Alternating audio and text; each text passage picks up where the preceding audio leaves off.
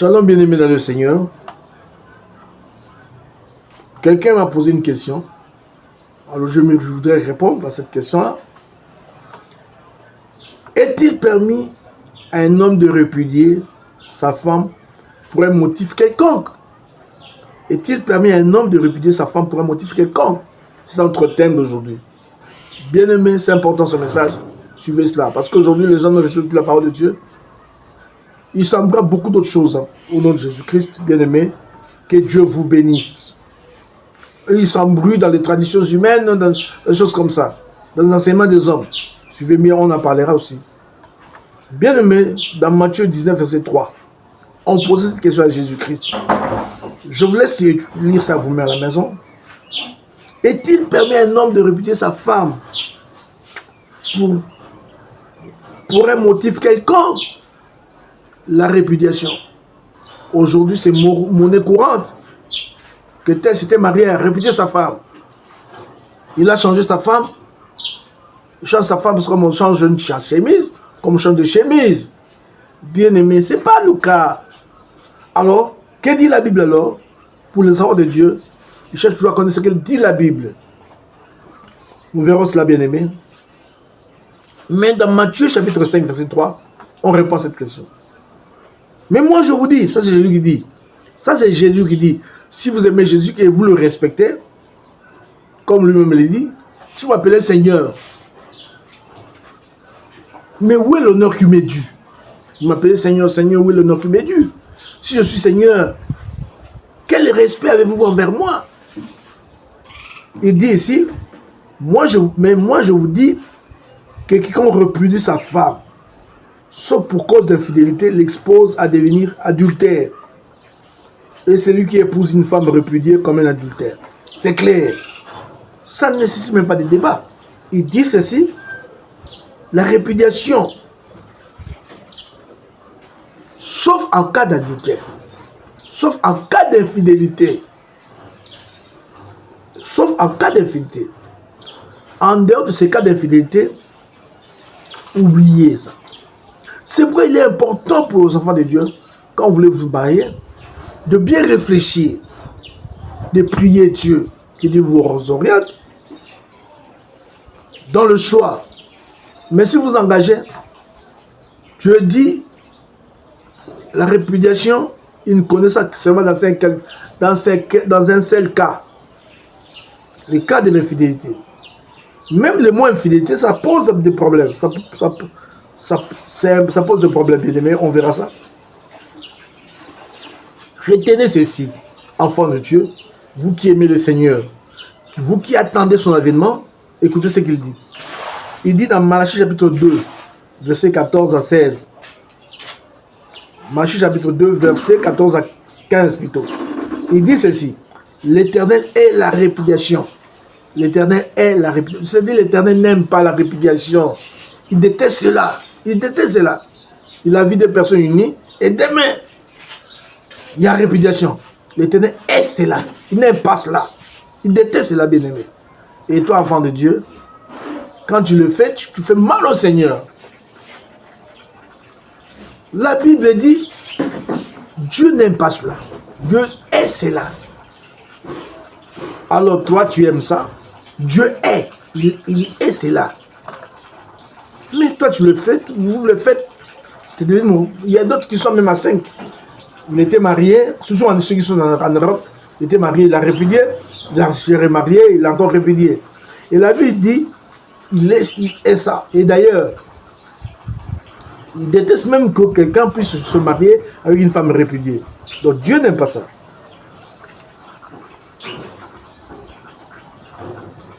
Celui qui répudie sa femme l'expose à devenir adultère.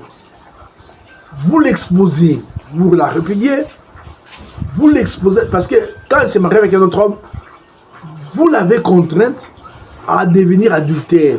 Ce qu'elle fait là, ce mariage-là, elle commet adultère. Même toi, l'homme qui reste, qui a répudié une femme pour un motif quelconque, toi aussi tu commets l'adultère, tu vis dans le tas d'adultère. Et là, ça c'est la parole de Dieu, mais beaucoup rejettent cela. Attendez le jour du Seigneur, en ce jour-là, que vous saurez la vérité.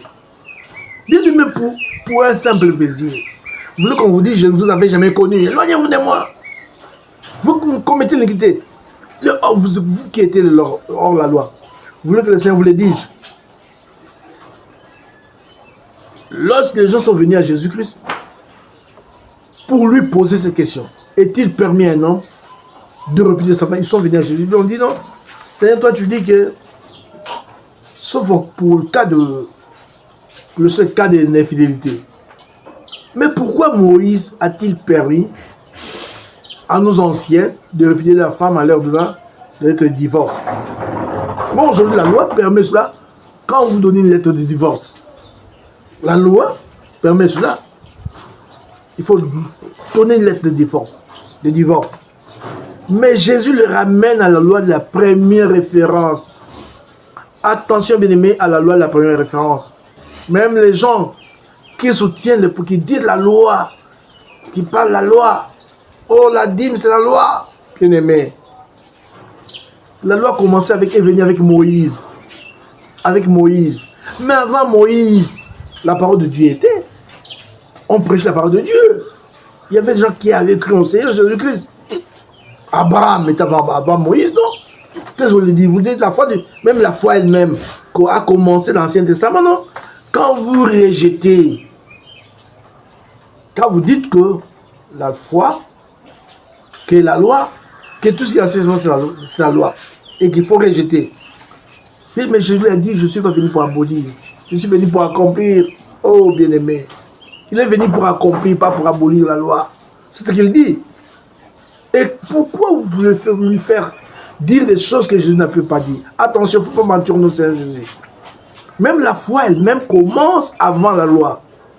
Alors, si vous dites, ça commence dans l'Ancien Testament, et si vous voulez dire que tout ce qui est l'Ancien Testament, c'est la loi, alors c'est la foi aussi, c'est la loi.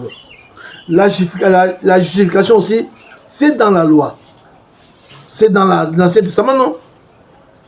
Bien aimé, tout ce qui est dans l'Ancien Testament n'est pas la loi. N'est pas la loi de Moïse, donc il faut faire la différence. Même la loi là, on avait déjà parlé, que Dieu vous bénisse, son Saint Jésus-Christ. Cherchez chèrement notre message, nous enseignons dans YouTube. Là, on parle de la loi. Entrez, vous verrez la différence. Bien aimé. Et Jésus le ramène dans la loi de la première référence. Il dit au commencement. C'est ça la loi de la première référence. Au commencement. Ou pour la première fois, on a fait mention de ça. On a fait mention du mariage. Je le ramène à cela. Dit au commencement, rappelez-vous, quand Dieu créa l'homme et la femme, n'est-ce pas qu'il avait pris la femme?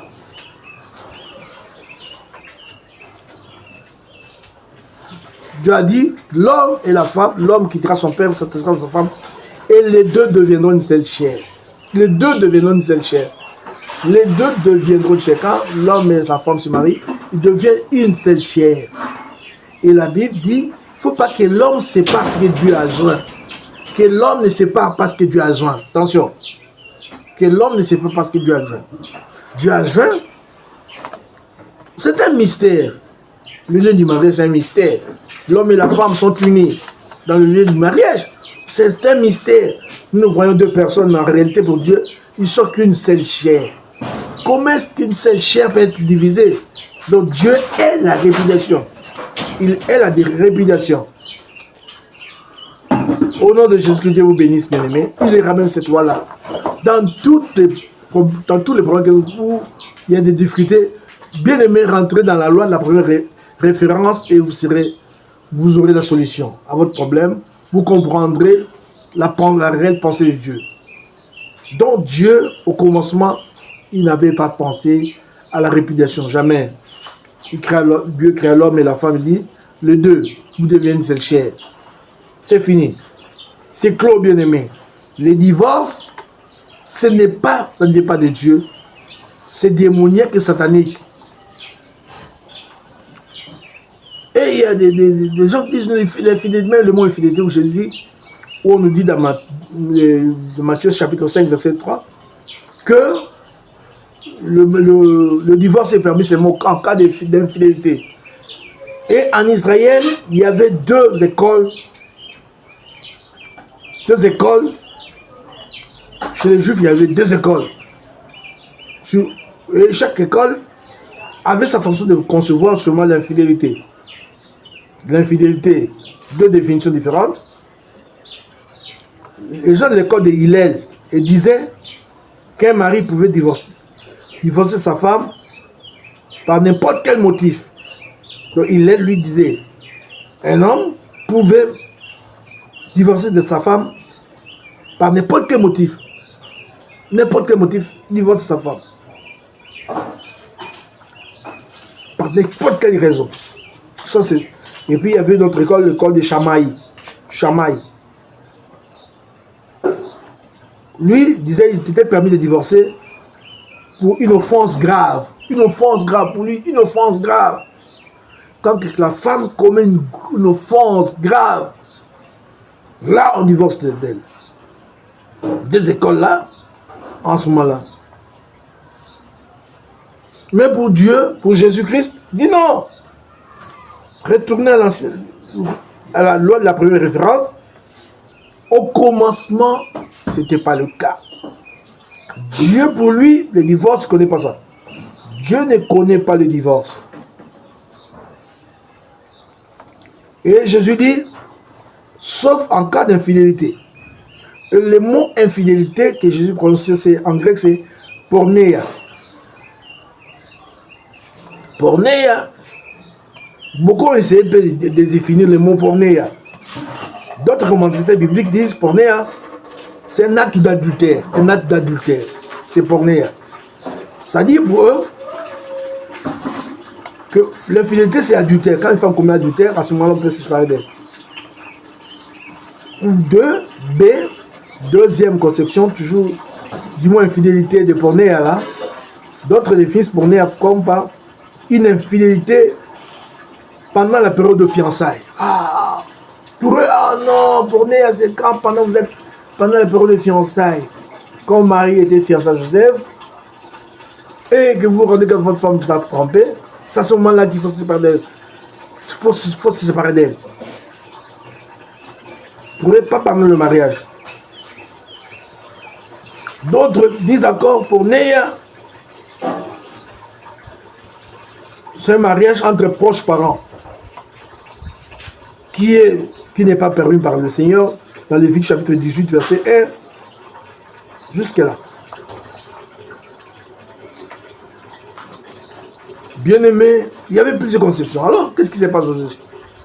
Mais moi, je pense que la parole de Dieu dit, c'est pour Néa, en cas d'infidélité. Et la plupart des commentateurs sont d'accord pour dire que pour Néa, ça ne veut pas dire autre chose que l'infidélité conjugale. Tu es marié, tu vas ailleurs, tu commets adultère. Et quand c'est cela, le divorce est permis. Et cela dépend d'une personne à l'autre. Une personne dit non, je vais pardonner. Tu pardonnes, ça c'est toi, tu es libre. Mais Dieu permet le divorce seulement dans ce cas-là. Si ce n'est pas de ce cas-là, ce que tu fais là, c'est contre la parole de Dieu. Donc Dieu est le divorce, il n'est pas le divorce. Il le déteste même. Parce qu'il a joint. Comment est-ce que vous pouvez séparer cela? Vous allez le séparer comment? Quelle opération faites-vous pour le séparer? Que Dieu vous bénisse au nom de Jésus-Christ. Bien-aimé le Seigneur, abonnez-vous. En fait que vous ne puissiez pas rater nos prochains enseignements. Je sais que ça fait mal. Parce que l'homme, la chair, l'homme aime satisfaire son désir.